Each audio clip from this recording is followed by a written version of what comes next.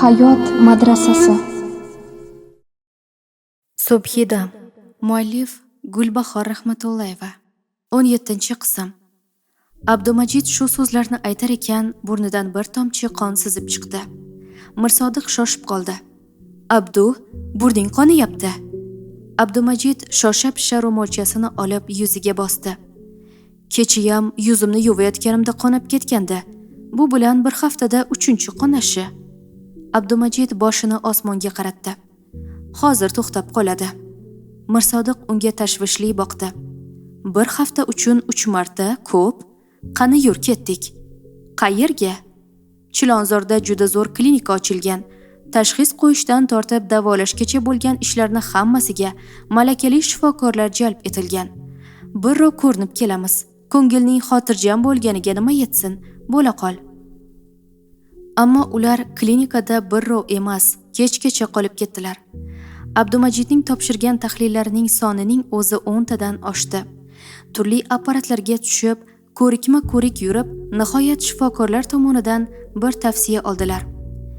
Tahlil natijalarini ertaga olishingiz mumkin, ammo eng asosiy tashxisni professor Salimov indinga aytadilar. Chunki ular bugun va ertaga klinikada bo'lmaydilar. Sababi shahar kasalxonasida jarrohlik amaliyoti o'tkazadilar.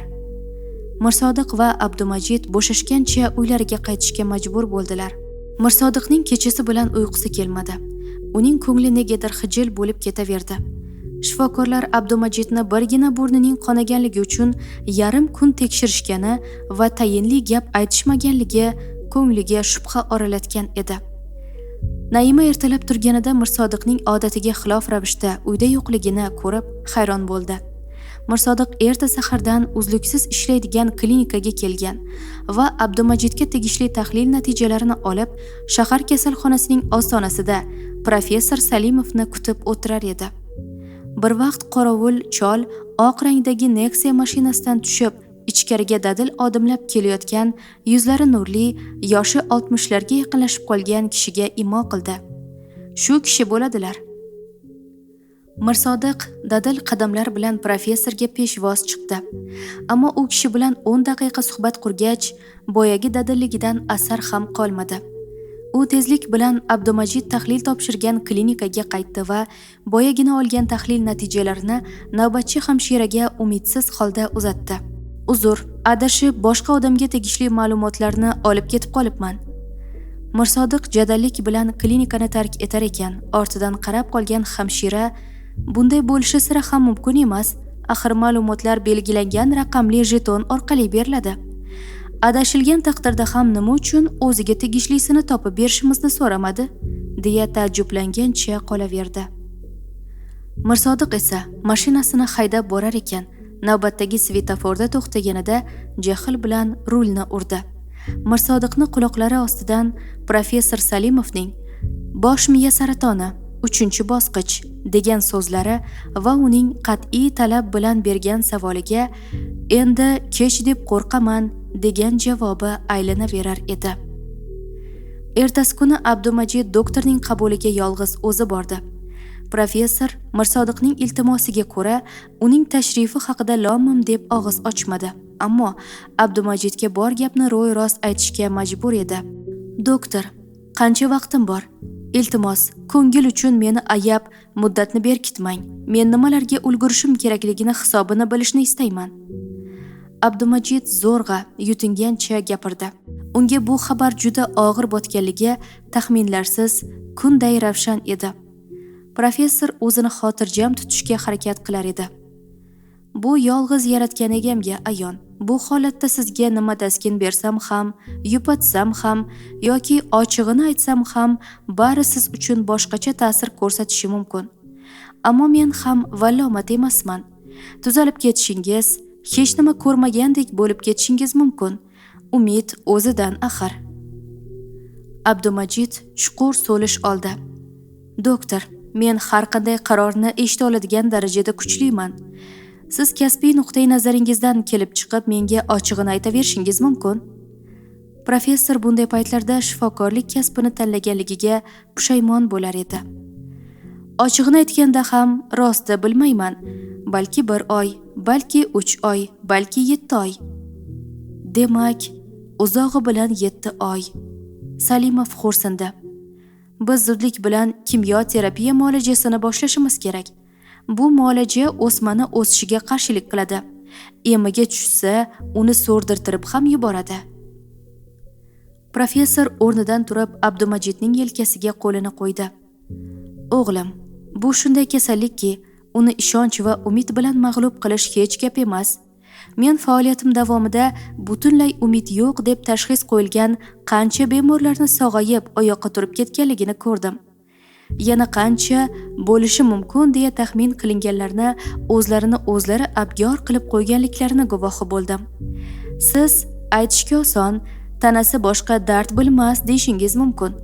Sizga javoban shuni ayta olamanki, qarshingizda turgan inson ham bir vaqtlar xuddi shunday muammoga duch kelgan. Ko'rib turibsizki, dard boshqa, ajal boshqa. Bilasizmi, bir ayol haqida eshitgandim yaqinda. U yurak yetishmovchiligi sababli Hindistonga borib, jarrohlik operatsiyasini boshdan kechiribdi. Natijada ahvoli o'nglanibdi, shifosini topibdi. U ayol uyiga deyarli sog'lom qaytibdi. Qaytganidan 2 hafta o'tgach, shom vaqti uyida kechki ovqat uchun non qolmaganligini ko'rib, do'konga chiqibdi. Bir dona non xarid qilib do'kondan chiqqanida bir-birini quvib o'tayotgan yengil mashinalarning orasida qolib halok bo'libdi. Ko'rdingizmi o'g'lim? Bu dunyo shunchalik sinoatliki. Doktor, men bir haftalarda qaytaman yoningizga. Bu juda uzoq muddat. Siz hamma ishingizni yig'ishtirib qo'yib, sog'ligingizga e'tiborni qaratishingiz kerak. Bu ishda daqiqalar rol o'ynaydi axir. Bitta savolim bor, doktor. Iltimos shunga aniq, ro'y-rost javob bersangiz. Aytingchi, men qachongacha bu ahvolimni yashirib yura olaman? Qachon kasallik boshqa insonlarga o'zini oshkor qiladi? Aytmoqchi edimki, hayotimdagi insonlar men chalingan darddan xabar topganlariga qadar bitirib olishim mumkin bo'lgan ishlarim ko'p ekan. Keyin ochig'ini aytsam, menga achinish nazari bilan qaramasliklarini istar edim. Bu meni battar tushkunlikka tushishimga sabab bo'ladi. Professor joyiga qaytib o'tirdi. Yuzini 2 kaftlari orasiga yashirdi. Nimalarnidir o'yladi. Nimalarnidir mo'ljalini oldi. U ro'parasida arosatda qolgan kishi hukmini olgan kabi o'tirgan Abdumajidga nima deyishni o'ylardi. Salimov go'yo yuragidagi zardobini chuqur nafas olish bilan chiqarib yubormoqchi bo'lgandek entikib nafas oldi. O'g'lim, ba'zi savollar bor-ku, ammo ularning darrov qaytariladigan javoblari yo'q. Javoblari vaqti soati bilan o'zi keladi. Sizning masalangiz ham xuddi shunday. Gaplarimni to'g'ri tushungan bo'lsangiz, aytmoqchimanki, bu dard qachon o'zini oshkor qilishi ham mubham masala, ya'ni noaniq demoqchiman. O'sma tufayli siz hushingizni yo'qotishingiz bu dardingizni atrofdagilarga sotib qo'yadi. Tez-tez ko'zingiz tinib, boshingiz aylanayotganligi, harakat ana shu jarayonga qarab ketayotganidan darak. Bu yog'ini endi bilmadim. Salimov chuqur o'q tortdi. Abdumajid hazin kulimsiradi. Sizni ham qiynab yubordim-a, doktor? Mayli, men boray. Tez kunlarda qaytaman. Yana Abdumajid xayrlashib xonani tark etdi. Bu yolg'on dunyoda yolg'on gapirish, o'zini hech narsadan bexabar tutish kimlar uchun azob. Azob bo'lganda ham mislsiz azob. Mirsodiq Abdumajidni uzoqdan ko'rib barchasini tushundi. Do'stini tahlil natijalaridan boxabar bo'lganligini, ahvoli juda yomonligini angladi.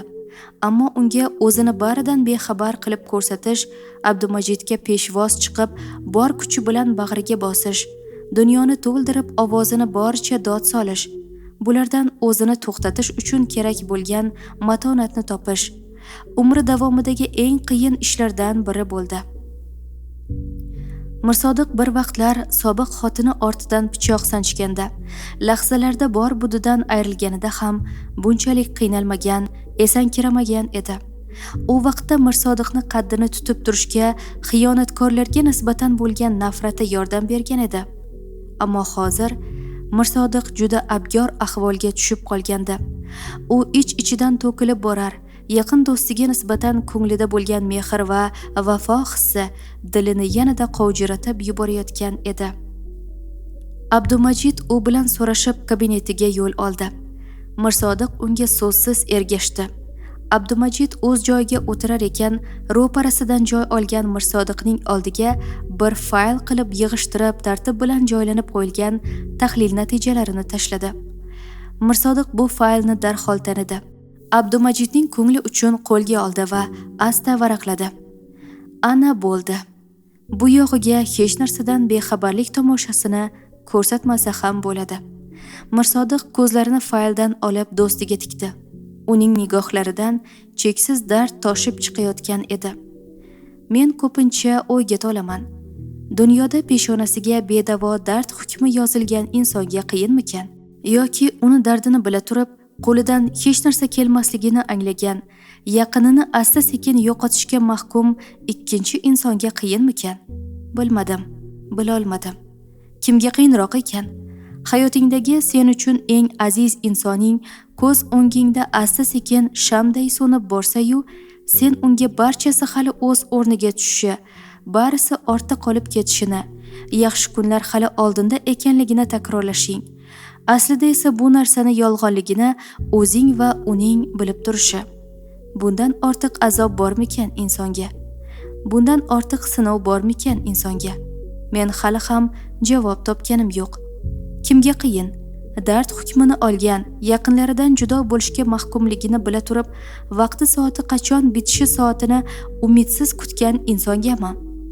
Yoki nochor va zabunligidan dod demoqqa ham holi qolmay, yaqinidan soat sayin tirik turib ayrilayotgan, usiz dunyolari huvullab ketishini bila turib, qo'lidan hech bir chora kelmaydigan ikkinchi insongami? Bilmadim, bilolmadim. Mirsodiqning bor hissiyotlari bo'g'zini olov kabi kuydirib o'tdi. Abdu, ular anchagacha boshqa hech narsa demadilar. Deyishga hojat qolmagan ham edi.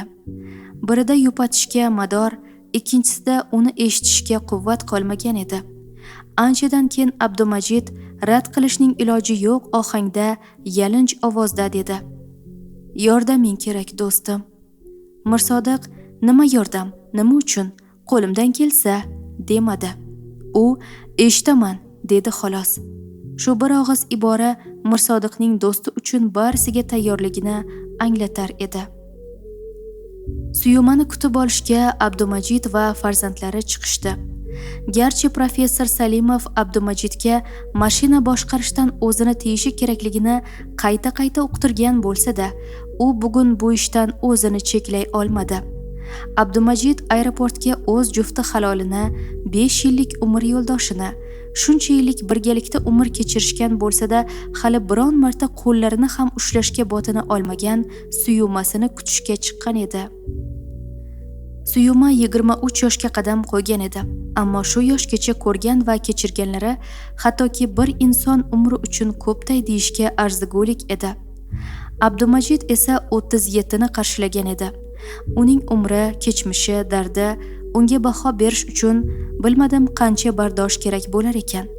5 kun avval barini boshdan boshlayman. Umrimning davomini sevgilim bilan baxtning qo'lidan tutib yashayman deya reja qilgan inson uchun barcha orzu umidlari yo'qlik qa'riga yo'l olsa, bu holni nima deb baholash mumkin? Aslida baholashning iloji bormikan? Ha, bu yog'iga faqat 3 nuqta, ko'p nuqta, cheksiz nuqtalar. Bu degani nima aytaymi? To'kilib bo'ldim degani. Allohim Robiyani dunyoga berganida o'sha vaqtda shu qiz qalb quvonchi, yurak malhami ekanligini daragini insonlar bilganlarida edi. Xuddi hozirgidek. Ayajon! Suyumani ko'rishi bilan Robiya bor ovozda baqirdi.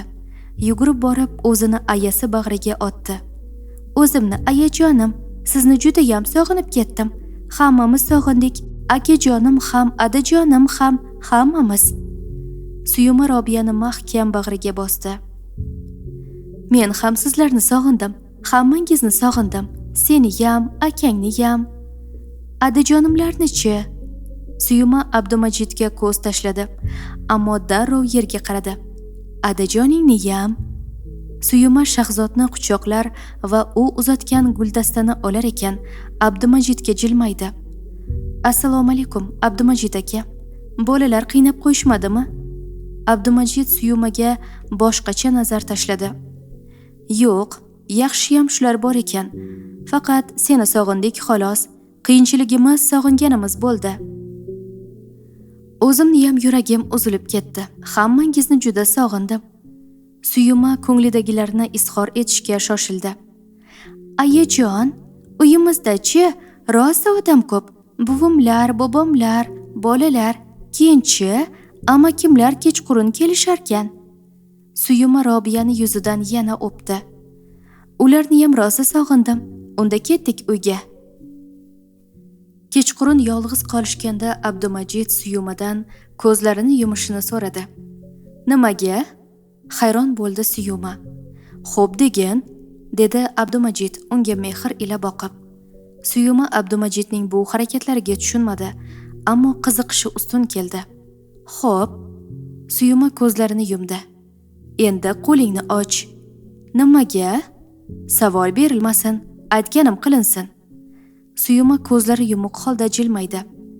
Yana bitta xo'p. Suyuma qo'lini uzatdi. Abdumajid uning hovuchiga allanima tashladi. Endi ochaver, bo'ldi. Suyuma ko'zlarini ochib, qo'llarida turgan kalitga hayron tikildi. Tushunmadim. Abdumajid aka, nima bu? Suyuma xonim uchun Spark avtomobili. Axir nega? Voy Suyuma-ey, axir nima uchun bo'lardi? Hammasi uchun-da. Mana o'qishing bitdimi? Bitdi. Endi sen firmamizda ishlaysan. Business lady Suyuma xonim, qalay? Abdumajid jilmaydi. Keyin jiddiylashdi. Suyuma, men har doim seni mustahkam irodangga qoyil qolganman va tan berganman. Sen maqsad qilib qo'ygan hamma ishni uddalay olishga guvoh bo'ldim. Turmushimiz davomida men uchun qancha yaxshiliklar qilding. Bu sovg'a men uchun qilgan yaxshiliklaring oldida hech gap emas. Keyingi yili Robiyamiz maktabga chiqadi. Uni maktabga olib borish va kelish uchun. Keyin vaqt bemahal o'zing, uyingdagilar va biznikilardan xabar olishingni o'ylagan holda shu mashinani oldim. Haydovchilik guvohnomasini olish uchun o'qishni ham gaplashib qo'ydim. Zo'r gap aytaymi? U yerda Naima ham o'qiydigan bo'ldi. Ikkovinglar baravar guvohnoma olasizlar. Ochig'i keyingi vaqtlarda biroz charchagandekman. Balki ora-orada menga ham haydovchilik qilib turarsan. Xullas gap shu. Menga savollar bormi? Bor. Ha, bir og'iz rahmat deysammi desam, savol bor deysana. Mayli nachora, savol bo'lsa savolda. Eshitaman Suyuma xonim, qulog'im senda. Abdumajid aka, aytingchi. Nimani aytishim kerak? Aytingchi, siz insonmisiz yoki farishta? Suyuma Abdumajidga tikilib qoldi. Abdumajid ko'zlarini olib qochdi. Sekin javob berdi. Insonman, oddiy bir inson. Suyuma to'lqinlanib gapirdi. Yo'q, siz farishtadek bir insonsiz. Siz kabi insonlar Allohimning marhamatidirlar. Taqdir yo'limda sizni uchrashtirgani, sizdek insonga ro'baro qilganligi uchun. Suyumaning birdan so'zi bo'lindi. Voy, Abdumajid aka, burningiz qonayapti. Abdumajid ko'p ishlarga ulgurish uchun shoshilar edi. Shunda bildiki, bu dunyoning ishlarining o'zi bir dunyo ekan. U eng avval barcha ishni, firmani boshqaruvchilik hujjatlarini Suyumaning nomiga o'tkazishdan boshladi. Mirsodiq har doim unga ko'makchi bo'lish uchun unga ham o'ziga bilintirmasdan tegishli ulush ajratdi.